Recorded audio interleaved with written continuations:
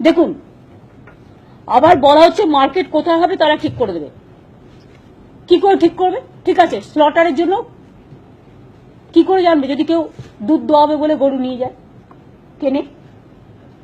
আমি কি বলতে পারি তুমি দুধ দোয়ানোর গায়ে কিনবে না?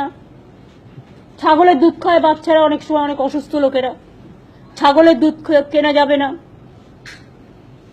কখন বলে দেবে মুরগির ডিম খাওয়া যাবে না? আমি তো এখনো মনে করি, আমি ভেজিটেবল খুব ভালোবাসি এবং আমি একদম পক্ষে। উদ্ভিদের প্রাণ আছে, আলু কেন কাটা হবে? পটল কেন কাটা হবে? পেঁয়াজ কেন কাটা হবে? লাউ কেন কাটা হবে? ধানেরও তো জীবন আছে, ধান তো তৈরি হয়, ধান গাছ থেকে ধানটা বড় হয়, তৈরি হয়, তারপরে আমরা চাল বানিয়ে খাই। সুতরাং কে কি খাবে, কে কি পড়বে, কে কি করবে, নর্থ ইস্টার্নের দিকে তাকিয়ে দেখুন, অনেক মানুষ এর উপর নির্ভরশীল। এক তো রমজান মাস চলছে, বেছে বেছে এই টাইমটাকেই বেছে নেওয়া হয়েছে, বেছে বেছে এই টাইমটাকেও বেছে নেওয়া হয়েছে। শুনুন, আমি এখনো বলি আমি পাঁঠার মাংস পর্যন্ত খাই না, কিন্তু এটা আমার নিজস্ব ব্যাপার। আমি কি খাবো, আমি কি পরবো, কিন্তু অন্যকে কি খাবে আমার কোনো অথরিটি নেই তার মুখে একটা লুকোপ্লাস্টার লাগিয়ে দেওয়ার। আমার তো মনে হয় ফার্স্ট লুকোপ্লাস্টার যারা আইনটা করেছে তাদের মুখে লাগিয়ে দেওয়া উচিত।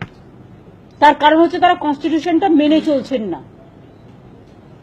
কখনো বলে দিচ্ছে গরুর কানে আধার কার্ড, মানে গরু দুল পড়বে আধার কার্ডে। আবার কবে গরুর কানে নাকছাবি দেবে কে জানে। সাজাতে সাজাক না, কান ফুটো করলে বুঝি লাগে না? মেয়েদের কান ফুটো করলে লাগে না? তুমি তো ওকে কষ্ট দিচ্ছ। গরুর কানে আধার কার্ড, গরুর নাকে নাকছাবি, একটা করে সোনার হার দিতে পারতো। গরু দেবতা গোমাতা আমরা সবাই পছন্দ করি, সবাই ভালোবাসি। গরু কি খায়?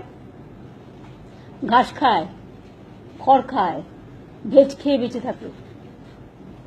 গরুর দুধ আমরা খাই, গরুর দুধ কেন খাবে? গরুর দুধ শুধু গরুর বাচ্চারা খাবে, ঠিক কি না?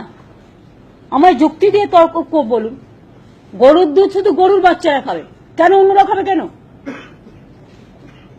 তার মুখের আহার কেড়ে নিয়ে বেস্ট ফিডিংটাকে প্রমোট করা উচিত। সুতরাং বলতে গেলে অনেক কথা এসে যায়।